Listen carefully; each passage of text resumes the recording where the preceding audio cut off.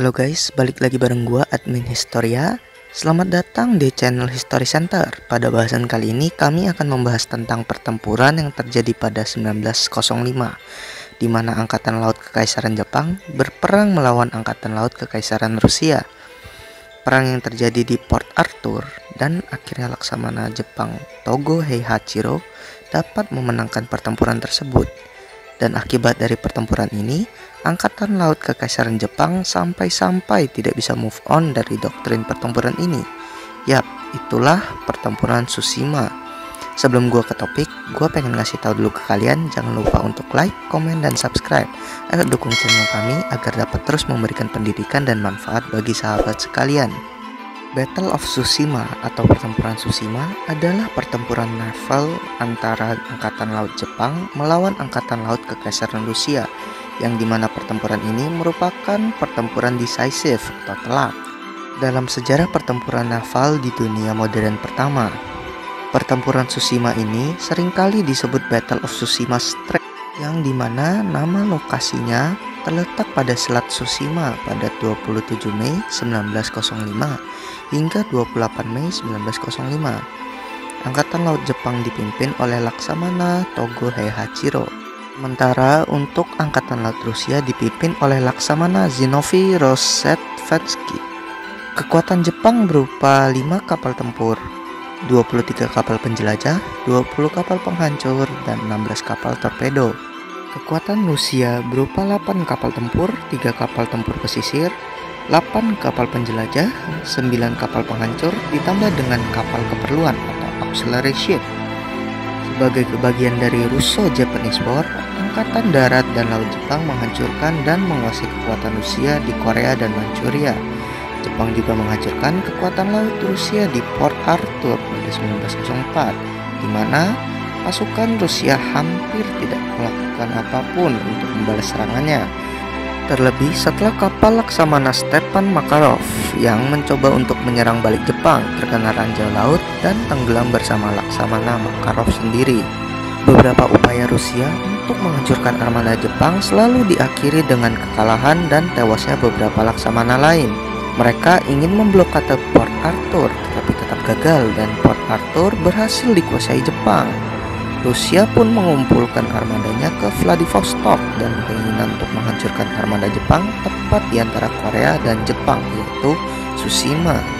Gerak-gerik Rusia yang dipimpin oleh Rozhetsvansky sudah diketahui oleh Laksamana Togo karena Tsushima merupakan tempat strategis untuk melancarkan serangan ke Jepang.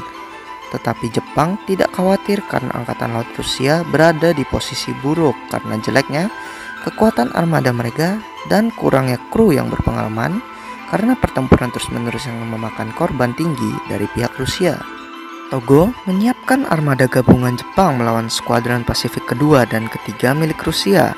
Togo di atas kapal benderanya atau flagship IJN Mikasa akan memimpin pertempuran yang kelak akan memperkuat dominasi Jepang atas Rusia dan Asia. Pihak Rusia sampai pada 27 Mei 1905 dalam kabut tebal di mana mereka memberi signal kepada sama kapal Rusia bahwa banyak kapal Rusia di dekat mereka. Mereka tidak tahu bahwa kapal itu adalah Shinanomaru milik Jepang dan mereka melihat 10 kapal lain di dalam kabut. Shinanomaru memberi kabar kepada armada Jepang dengan telegram tanpa kabel atau wireless telegram yang nantinya akan menjadi penyebab kemenangan Jepang atas Rusia. Shinanomaru terus memberi kabar tentang posisi Rusia dari pukul 3 pagi hingga akhirnya armada Jepang dan Rusia bertemu sesama pada pukul 13.40. Keduanya akhirnya saling menyerang. Armada Rusia sudah terlambat dalam manuver sehingga mereka hanya bisa menembak dengan meriam depan, sementara armada Jepang sudah berbelok dan bisa menggunakan seluruh meriamnya.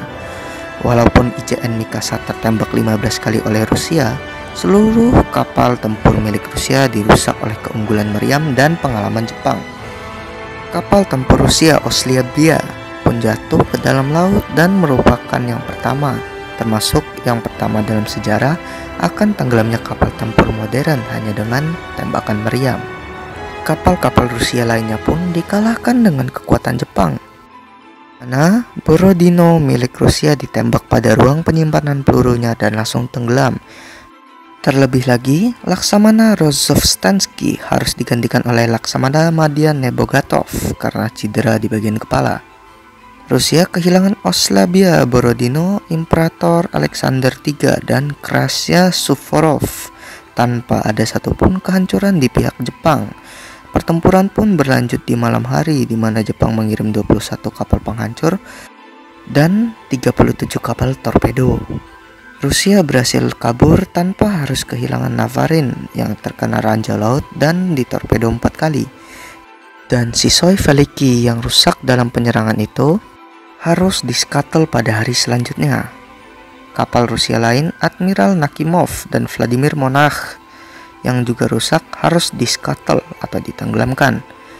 Pertempuran berlanjut pada hari berikutnya, yaitu 28 Mei 1905, di mana Rusia mengeluarkan tanda XGE yang berarti menyerah dalam bahasa internasional. Tetapi Jepang tidak memiliki signal tersebut di buku mereka dan terus menembak. Rusia mencoba untuk menyerah dalam perundingan tapi tidak dipercaya oleh Togo, hingga akhirnya Jepang menemukan arti XGE dan seluruh pertempuran dihentikan.